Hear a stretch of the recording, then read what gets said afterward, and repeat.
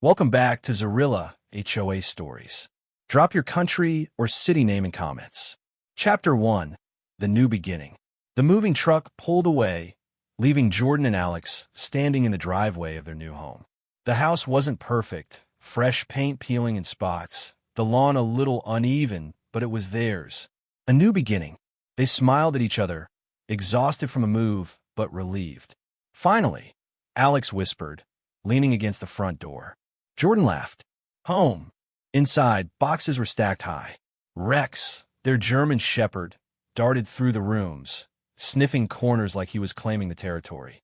His nails clicked against the wooden floor as he stopped at the window, watching the street with sharp, unblinking eyes. Jordan stepped to the window. The neighborhood looked calm, almost too calm. Every lawn was trimmed with ruler precision. Every mailbox identical. And every house had curtains drawn, as though the residents were peeking out but didn't want to be seen. Alex joined him. Creepy quiet, isn't it? Before Jordan could answer, a woman in a perfectly pressed suit walked briskly up their path.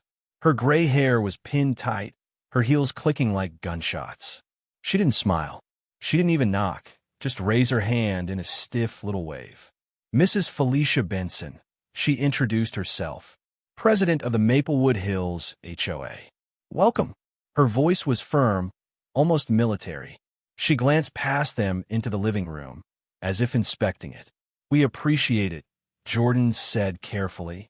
Mrs. Benson nodded once. We expect all homeowners to respect the rules here. Lawns trimmed weekly, trash bins hidden, no unsightly paint colors or yard decorations. You'll find a full handbook in your mailbox. Alex forced a smile. Of course.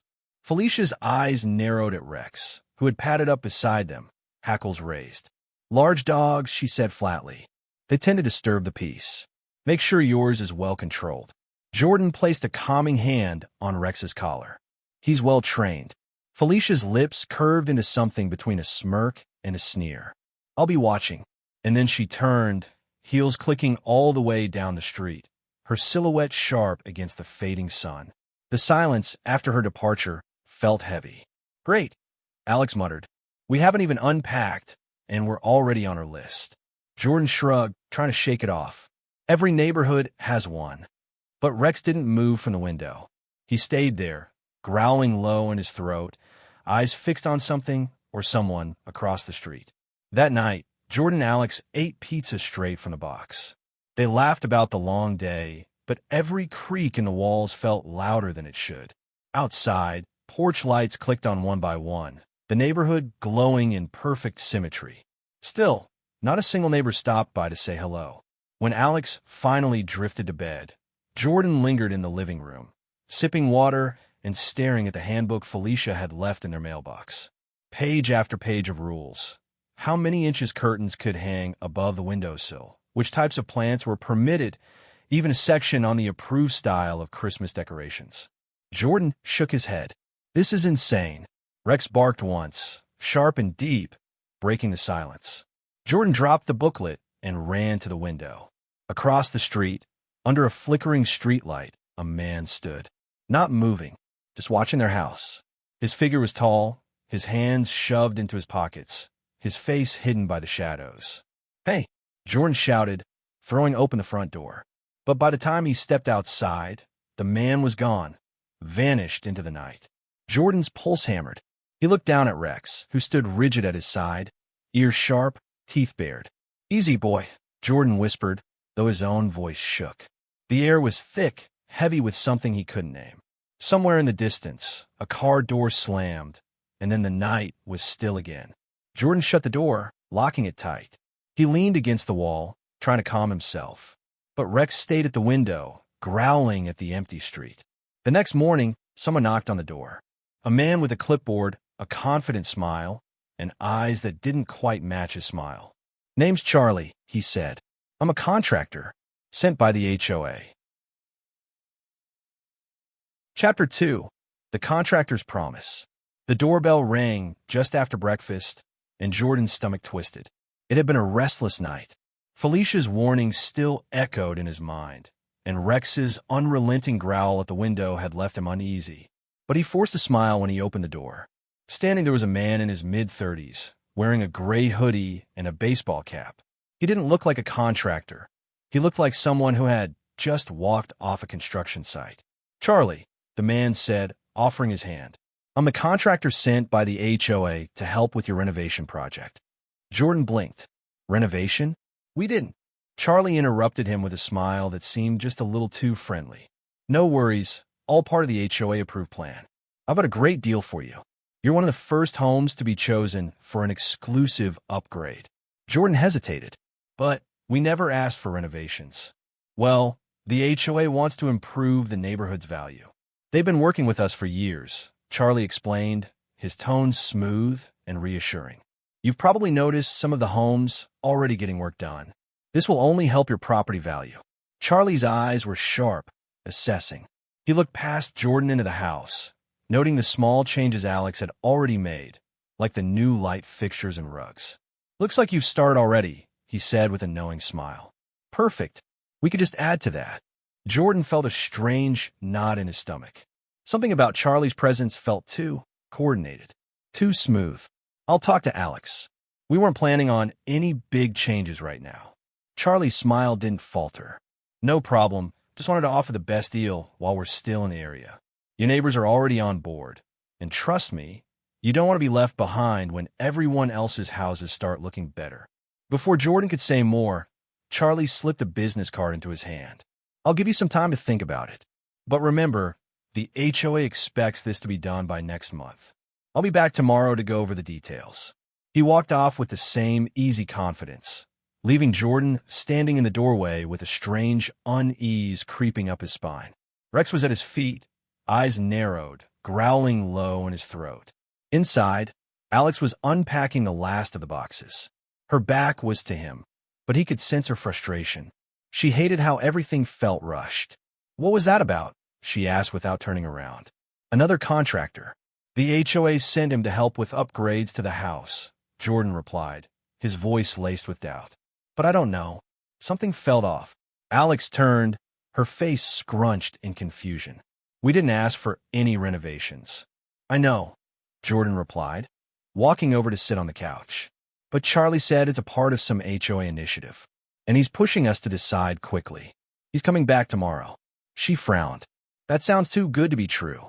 "I don't trust him," Jordan muttered, rubbing his temples. "It's not just him.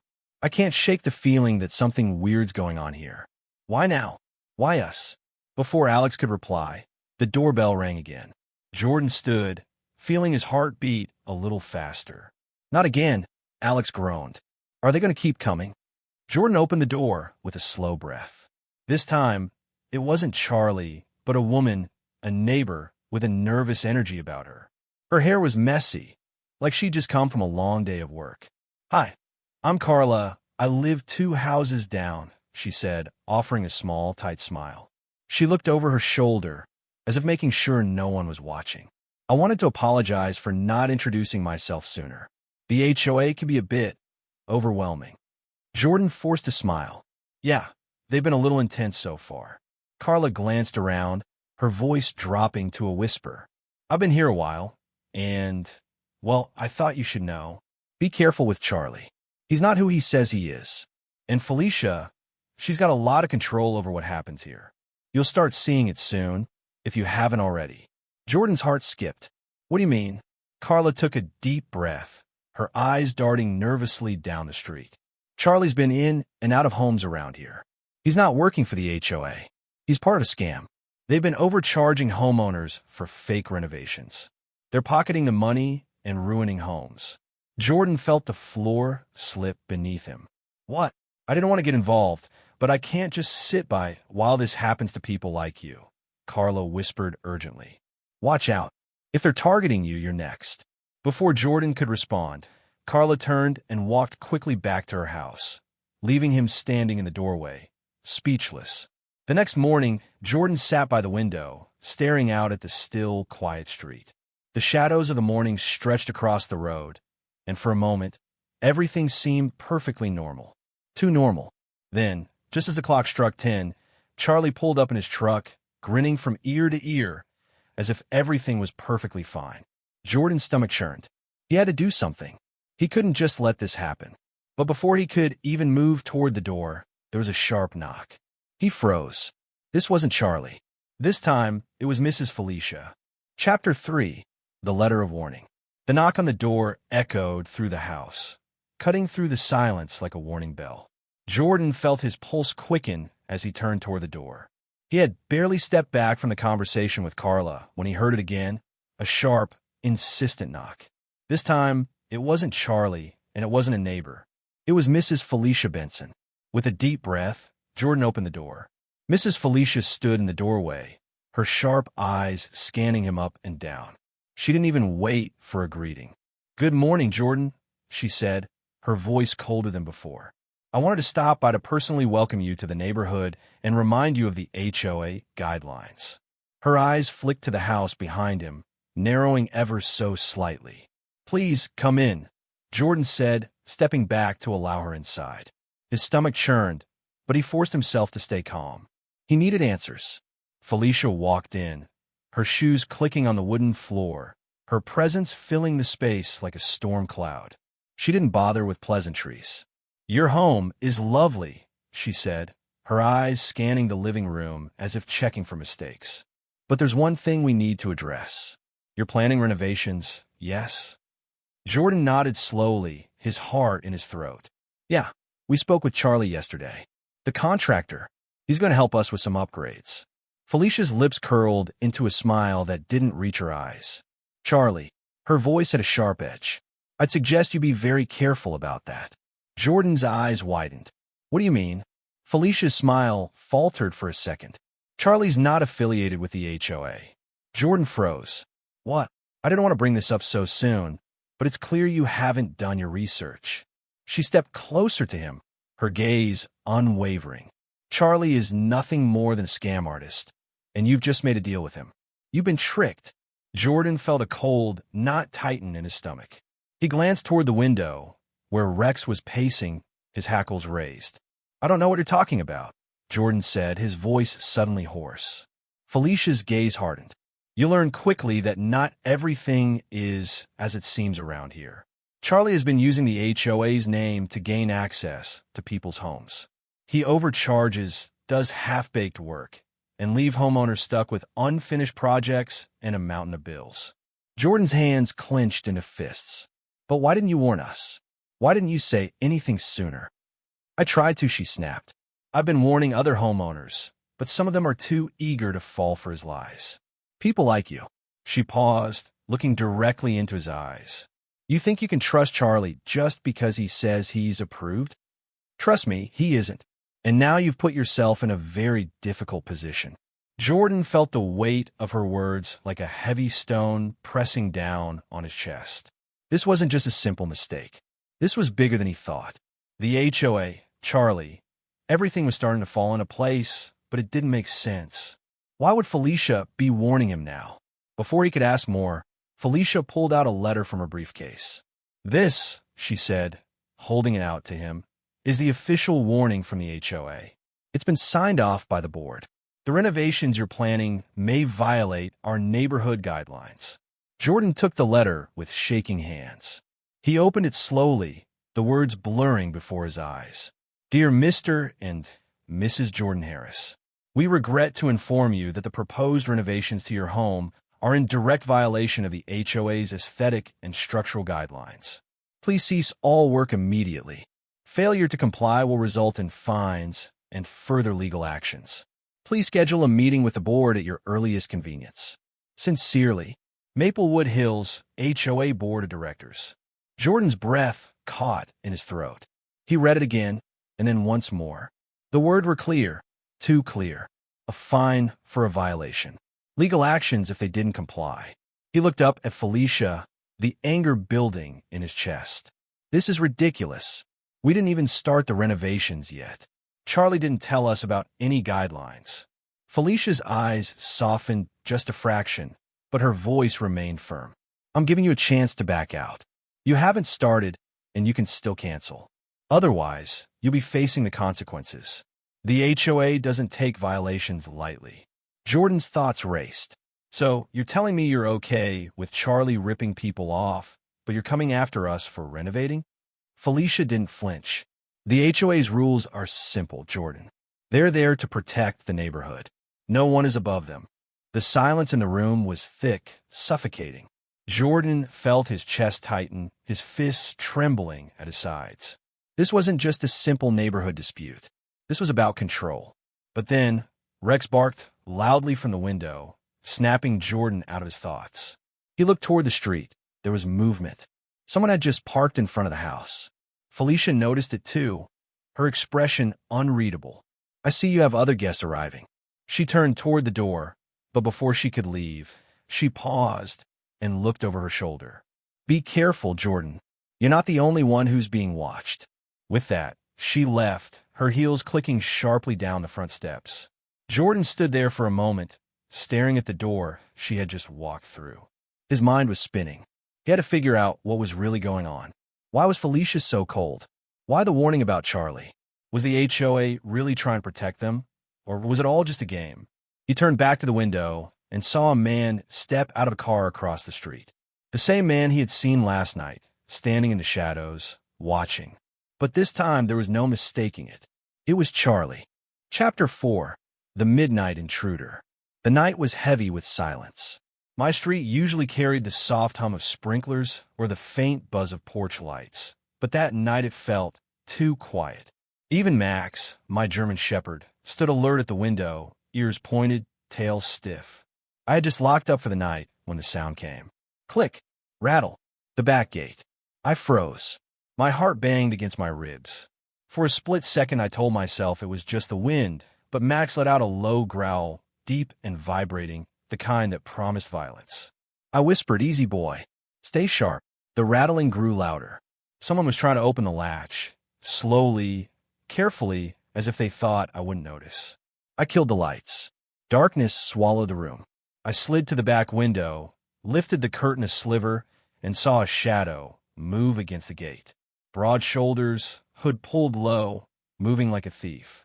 Who the hell? I muttered under my breath. The figure bent down, something glinting in their hand. A lockpick. They weren't just snooping, they were getting in. I reached for my phone and dialed 911. My voice was a whisper. There's someone in my house. They're trying to break in. Stay calm, the operator said. Officers are on the way. Do not engage. But Max didn't understand waiting. He lunged at the sliding door, teeth bared, claws scratching the glass. The intruder froze. For a moment I thought he'd run, but instead, the man straightened, staring right at my window. He didn't flinch at Max's growl. He just stood there, calm, almost mocking, before slowly raising his hand and pointing at the house next door. Then he turned the latch again. This time, the gate clicked open. Police are on the way, the operator repeated. But my gut twisted. This wasn't just some random burglar. This felt deliberate. Too deliberate. Max barked, sharp and explosive. The man stepped inside my yard. I could see him clearly now in the dim glow of the street lamp. Tall, heavy boots, gloves on. No hesitation. No panic. He walked straight toward my porch. Sir, stay inside, the operator insisted. But then something happened that made my blood run cold. The man stopped halfway across the yard, pulled something from his pocket, and held it up. A folded paper. He slapped it against my door, hard enough to echo through the house. Then, without a word, he turned, slipped back out through the gate, and vanished into the shadows. I rushed to the door, Max snarling behind me. The paper fluttered in the breeze. My hand shook as I peeled it off. It wasn't just paper. It was an official HOA notice, written across the top in bold letters. Final warning. Non-compliance will result in property seizure. My stomach dropped. This wasn't just harassment anymore. This was war. And deep down, I knew who was behind it. The president. Chapter 5. The Dog's Instinct. The morning air was still heavy with the smell of disinfectant. Broken glass from the back door was swept into a pile near the porch, but the jagged outline of the frame still looked raw, like a wound that hadn't healed. I barely slept. My mind kept replaying the officer's words. Technically, it's their right to inspect. Their right?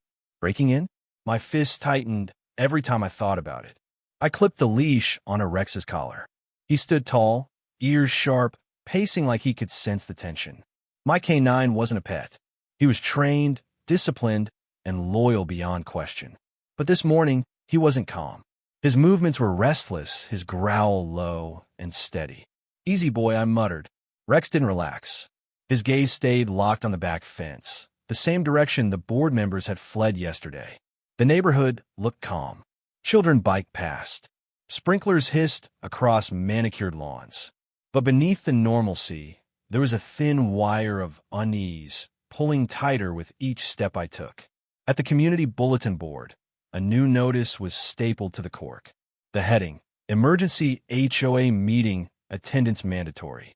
I read it twice. The date was tomorrow. The location, clubhouse. Rex let out a sharp bark. I turned. A man in a gray hoodie was walking quickly down the street, head lowered. His shoes crunched on gravel, fast and nervous. I stepped forward. "Hey." The man didn't turn. Instead, he slipped between two houses and vanished. Rex pulled at the leash, muscles taut, growling deep from his chest. I crouched, gripping his collar. "What do you smell?" His nose pressed to the ground, tracing the man's path. I followed him through the narrow gap between the houses.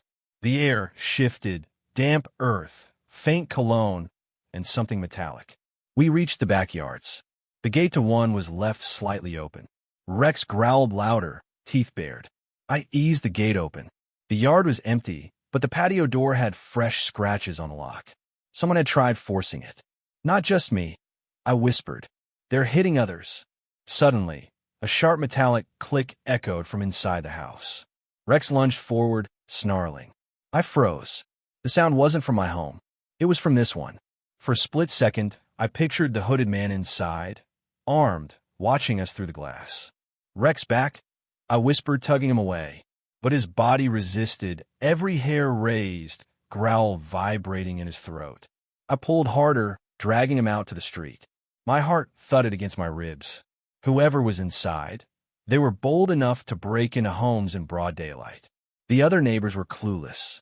A woman watered her flowers. A kid tossed a football across a lawn. No one else seemed to notice. But Rex did. He knew. We got back to my yard. I checked the mailbox before heading in. A plain white envelope sat inside. No stamp, no name. I tore it open. A single line, typed on a cheap printer. "Bring the dog to the meeting. Or else." My hand trembled. Rex barked once, sharp and fierce, as if he understood. The HOA wasn't just trying to control. They were testing me and him. I crumpled the note, staring at my house, then at the clubhouse down the street. This wasn't about rules anymore. This was war. And tomorrow, at the meeting, they wanted my K9 in the middle of it. Chapter 6, The Shadow in the Hall. The community hall was almost empty when Daniel pushed the door open. The echo of his footsteps bounced against the walls. It smelled of stale coffee and dust, like the room hadn't been aired out in weeks. He stopped near the long wooden table. Papers were scattered everywhere, minutes from meetings, notes about dues, warnings sent to residents. But at the center was a single brown envelope with no name. Daniel picked it up. His pulse quickened. He tore it open. Inside was only one sheet of paper, typed in bold black letters. "Stop digging, or we dig you." He let out a sharp breath. His hands trembled as he shoved the paper back inside. The sound of a chair scraping startled him. He spun around. The room was supposed to be empty. "Who's there?" he demanded. Silence. Daniel's eyes scanned the corners, the shadows. The hall lights flickered. He thought he saw movement near the far door. He walked forward slowly, heart hammering, every step loud. He reached the door, pushed it open, and looked into the narrow hallway. Empty, or almost. On the floor lay a small brass key. Daniel bent, picked it up. It had a number etched into it, B12. He whispered to himself, "Storage basement." The same basement where old HOA files were kept. Files no one was supposed to see. Behind him, the door creaked again. He froze. Then came a voice, low and urgent. "You shouldn't be here." Daniel turned sharply. A man stood in the shadow, face half hidden under a cap. His stance was tense, hands clenched. "Who are you?" Daniel demanded. The man stepped closer. The overhead light flickered across his face. Daniel recognized him. It was Tom, the quiet neighbor who lived at the end of the street. Tom rarely spoke at meetings, always kept to himself. "What are you doing here?" Daniel asked. Tom's voice was strained. "I'm trying to keep you alive." Daniel's throat went dry. "Alive? What are you talking about?" Tom looked at the envelope still clutched in Daniel's hand. "You found a warning, didn't you?" Daniel didn't answer. Tom stepped forward. His whisper was sharp. "You don't know how deep this goes. They'll ruin you. Worse." Daniel squared his shoulders. "Then tell me, what's in that basement?" Tom's jaw tightened. "Not here. Too many ears in these walls. Meet me tomorrow night. By the tennis courts. Midnight." Before Daniel could ask more, Tom backed away, slipping through the side door into the darkness. Daniel stood frozen, gripping the key, staring at the door where Tom had vanished. The hall felt suddenly colder, the silence heavier. He looked down at the brass key again. B12. He didn't trust Tom, not yet. But he couldn't ignore him either. Daniel shoved the key into his pocket, took one last glance at the empty hall, and walked out. As he reached the parking lot, his phone buzzed. A new text. No number displayed. It read, "Don't meet him. He's already chosen a side." Daniel stood under the dim streetlight, phone in one hand, the brass key in the other. Someone was watching every move he made.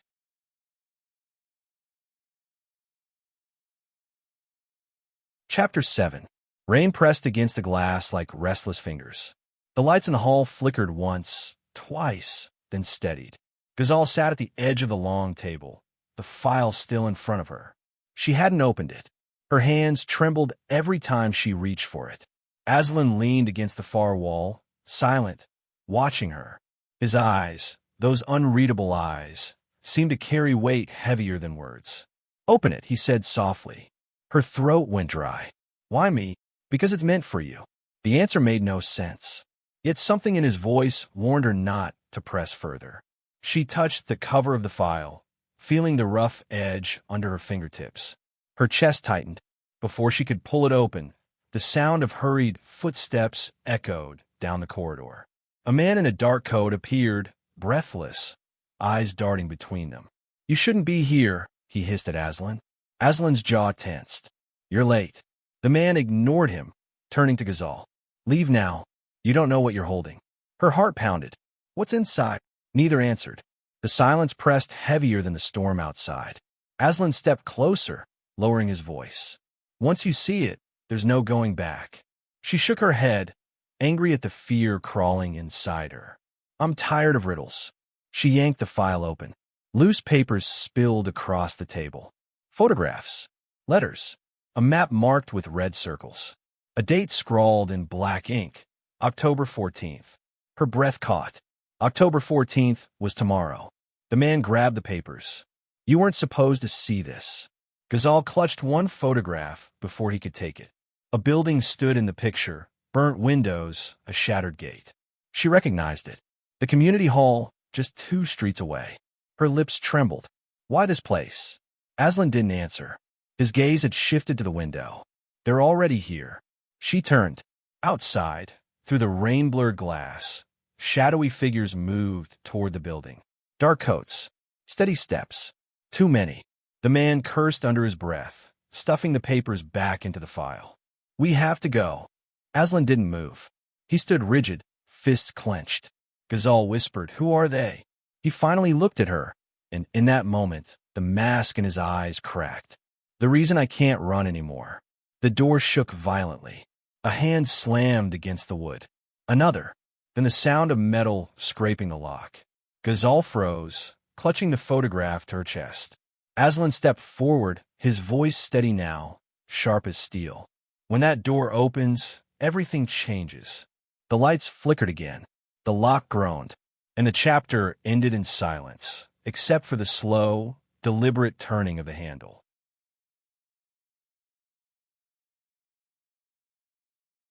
Chapter 8. The Stranger's Warning. The night was quiet. Too quiet. Ghazal lay awake, staring at the ceiling. Her phone buzzed again and again, numbers she didn't recognize. She turned it face down, but her chest felt heavy. Finally, she got up, wrapped a shawl around herself, and stepped out onto the balcony. The street below was empty. A stray dog barked in the distance. The air was cold enough to sting. Her mind kept circling back to Aslan, his silence, his eyes, the way he had slipped away from the last meeting as if hiding something. She whispered to herself, "What are you keeping from me?" A sudden vibration broke her thought. Another message. This time, no number. Just words. "Don't trust him." Her hands shook. She typed back quickly.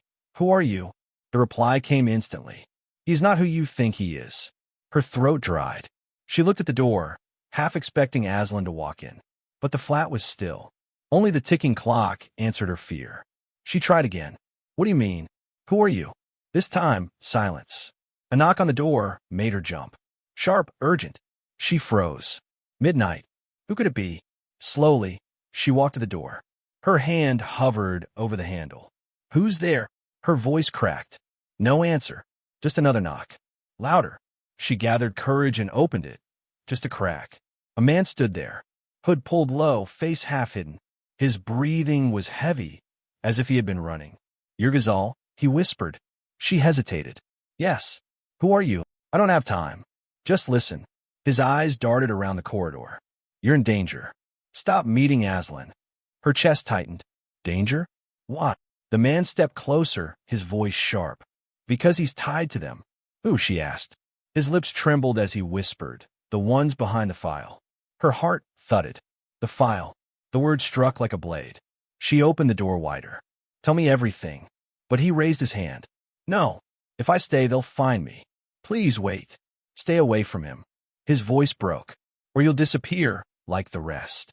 Before she could grab him, he was gone, running down the dark hallway, footsteps fading into silence. Ghazal stood frozen at the door, her hands cold, her heartbeat wild. Behind her, her phone buzzed once more. She turned and picked it up. Another message flashed on the screen. "It's too late." The phone slipped from her hand. The words burned into her mind. Too late for what? And then, as if to answer, the light in her apartment flickered, once, twice, and went out. Darkness swallowed the room. Chapter 9. The house was silent, but Ghazal's heart was racing. She sat on the edge of her bed, clutching the small notebook she had taken from Aslan's jacket. She hadn't meant to steal it. Her hand had just moved on its own when she saw it slip from his pocket earlier. Now it was here, in her trembling hands. She opened the first page. Her eyes widened. Strange numbers, codes, and a single word repeated again and again. "File." Her chest tightened. "What is this, Aslan?" she whispered. The sound of footsteps made her jump. She quickly shoved the notebook under her pillow. The door creaked open. Aslan stood there, his face calm. Too calm. "You're awake," he said softly. "Yes. I couldn't sleep," Ghazal replied, forcing her voice to steady. He walked inside slowly, his eyes searching hers. "You've been thinking too much again." Ghazal's fingers tightened around the pillow, hiding the notebook. "I can't help it. You're hiding something." Aslan stopped in front of her. His shadow fell across her face. For a moment, he said nothing. Then he crouched down, his eyes dark and unreadable.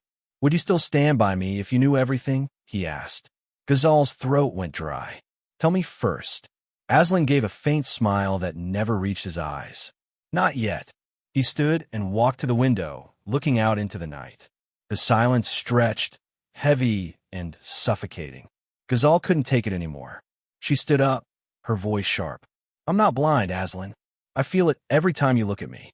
There's something in your eyes, something you're fighting to hide. Why won't you tell me?"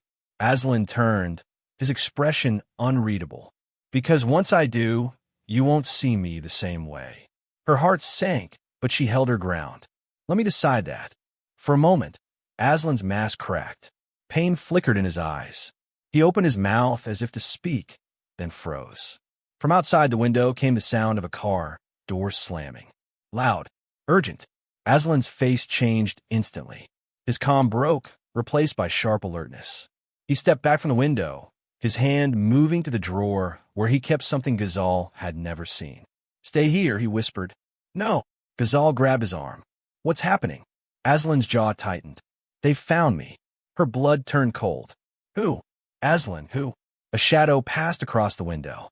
Heavy boots crunched on the gravel outside. Aslan pulled her close, his voice low but fierce. "Listen to me. Whatever happens, do not open that notebook." Ghazal froze, her breath caught in her chest. He knew. Before she could answer, the front door burst open with a violent crash. Voices shouted, rough, commanding, "Search the house." Aslan's grip tightened on her hand. His eyes blazed with a mixture of fear and fury. "Too late," he whispered.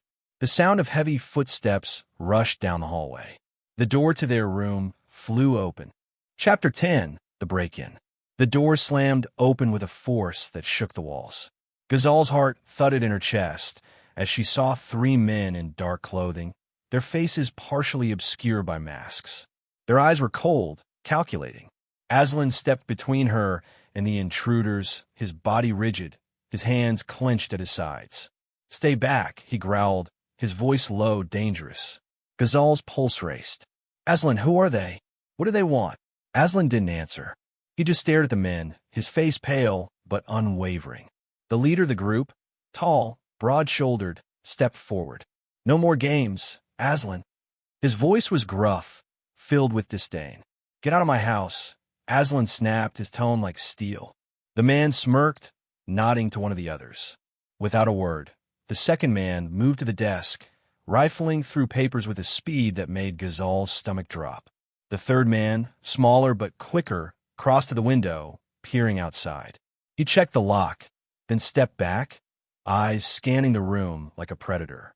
"You know this won't end until we get what we came for," the leader said, his voice flat. "What do you want?" Aslan's voice broke through the tension, sharp with defiance. The leader's smile didn't reach his eyes. "The file, and we're not leaving without it." Ghazal felt her breath catch in her throat. The file, the one Aslan had been so desperate to hide. Her hands instinctively went to the pillow where she had shoved it earlier. Aslan's eyes met hers, panic flickering just beneath the surface. "Don't," he whispered, almost pleading, but it was too late. Ghazal pulled the notebook from under the pillow, her hands shaking as she held it out toward the men. "Is this what you want?" The leader's eyes lit up. He took a step forward, his hand outstretched. "Finally, you've made the right choice." But before he could reach it, Aslan moved.